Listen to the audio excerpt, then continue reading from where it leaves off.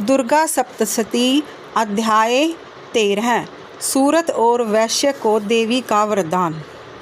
जो उदय काल के सूर्यमंडल की सी कांति धारण करने वाली है, जिनके 4 भुजाएं और 3 नेत्र हैं, तथा जो अपने हाथ में पाश, अंकुश एवं वर अभय की मुद्रा धारण किए रहती है, उन शिवा देवी का मैं ध्यान करता हूँ।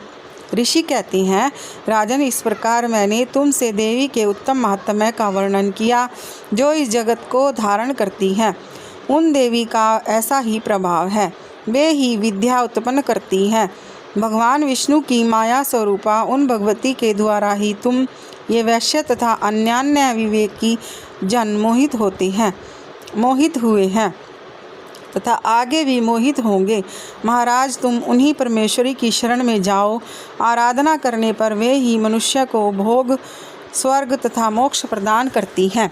मार्कंडेय जी कहते हैं, कौस्तुकी जी मेधा मुनि के ये वचन सुनकर राजा सूरथ ने उत्तम व्रत का पालन करने वाले उन महाभाग महर्षि को प्रणाम किया।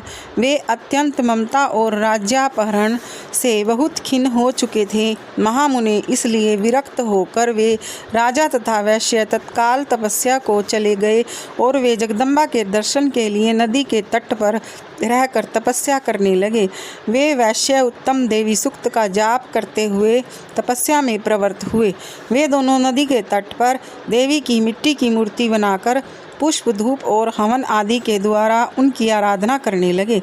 उन्होंने पहले तो आहार को धीरे धीरे कम किया, फिर बिल्कुल निराहार रहकर देवी में ही मन लगाए एकाग्रता पूर्वक उनका चिंतन आरंभ किया। वे दोनों अपने शरीर के रक्त से प्रोक्षित बलि देते हुए लगातार 3 वर्ष तक संयम पूर्वक आराधना करते रहे। इस पर प्रसन्न होकर जगत को धारण करने वाली चंडिका ने प्रत्यक्ष दर्शन देकर कहा।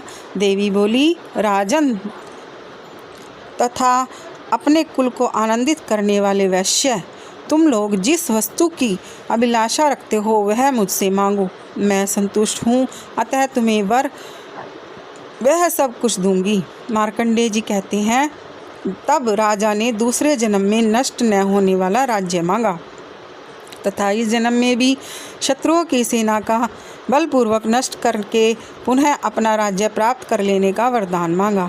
वैश्य का चित्त संसार की ओर से खिन्न एवं विरक्त हो चुका था और वे बड़े बुद्धिमान थे, अतः उस समय उन्होंने तो ममता और अहंता रूप आसक्ति का नाश करने वाला ज्ञान मांगा।